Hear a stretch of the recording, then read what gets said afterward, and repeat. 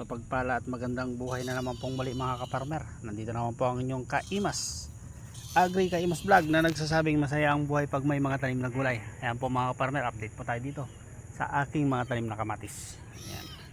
Kamatis na hitik sa bunga mga kaparmer.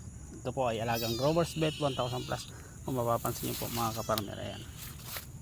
Tinan nyo naman po itong isang puno na ito mga kaparmer. Pansinin nyo po kung gaano po kadami yung kanyang ibinubunga.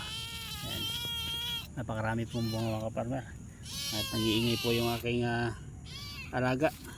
Ito naman maingay, nagbablog tayo nag-iingay mo naman. Sumunod ka lang dito. Ayan, balik po tayo dito sa aking mga tanim na kamatis mga kaparmer. Ayan, halos lahat po ito mga kaparmer ay napakaraming bunga. Nagtatago lang po dito sa loob. Ayan, hahawiin po natin. Nasa loob po yung bunga mga kaparmer. Ayan, nakikita nyo po ay nasa ilalim ay talaga naman pong napakaraming bunga mga kaparmer. Dikit-dikit po yan. At kasalukuyan po ako ngayon na naglilinis. Ayan, dahil sobrang kapal na po ng damo, kailangan na rin po nating linisin itong ating kamatisan. Ayan, pag nakatayo po tayong ganito ay halos hindi po natin makita yung bunga, pero pag nilapitan po at kunting hawi, ayan, nasa loob po ang kanilang mga bunga mga kaparmer. Ayan, dami kunting kimbot na lang yan mga kaparmer ay magbibigay na po ng harvest. Ayan, malapit na po tayo maka-harvest dito. Dahil ayan, kita nyo naman po yung kulay ay maganda na po yung kanilang kulay. Ayan, papatunay po na kunting kimbot na lang, ika nga, kunting kimbot na lang Kaimas, mayroon na tayong ma-harvest. Ayan, at sana iabutin pa natin yung magandang presyo dahil ngayon po ay napakaganda raw po ng presyo ngayon. Bagamat hindi pa po tayo nakakapag-harvest, kaya hindi pa po natin alam kung magkano. Ayan, bali in-update ko lang po kayo dito sa aking mga tanim. Ito naman po yung ating sitaw, at ito pong ating sitaw, yung mga yan ay wala na po, tapos na yung sitaw. Kaya ang kasunod naman, ang kagandahan lang nito talaga itong aking ginawa ay pagkatapos po nitong sitaw ay diretso po yung ating harvest dito sa ating pinitak na to, dahil meron po tayong kamatis. At kung mapapansin nyo naman po itong aking spinach, yan ay napakarami na pong bulaklak. Meron na po tayong pantanim mga kaparmer.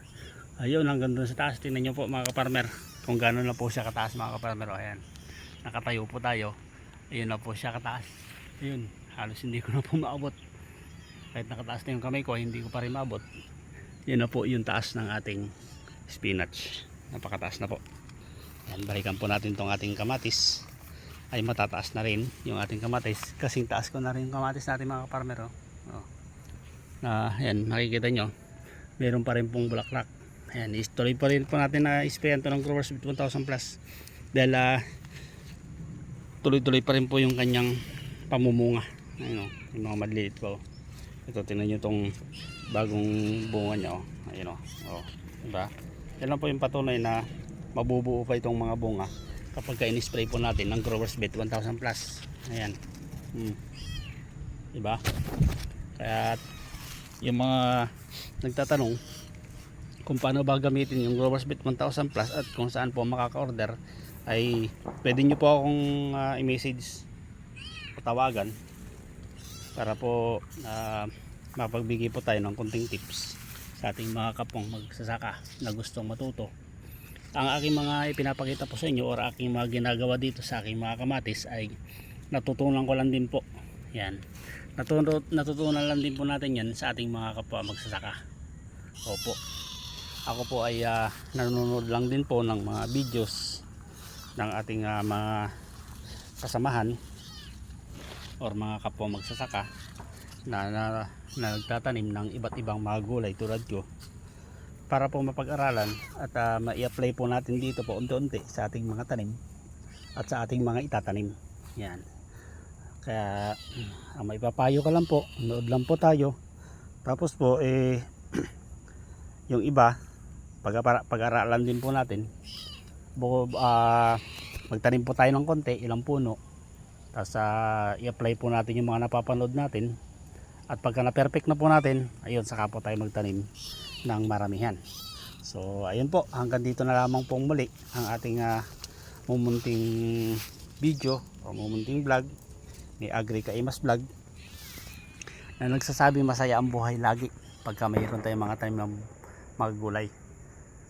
Kaya sa mga nakapanood po nito, sa mga umabot po dito sa aking mga sinasabi o ating mga vlog, ay kung maaari lamang po paki-like at paki-share na rin po ng ating video para po mapanood na rin po ng iba. Maraming salamat po, hanggang sa muli.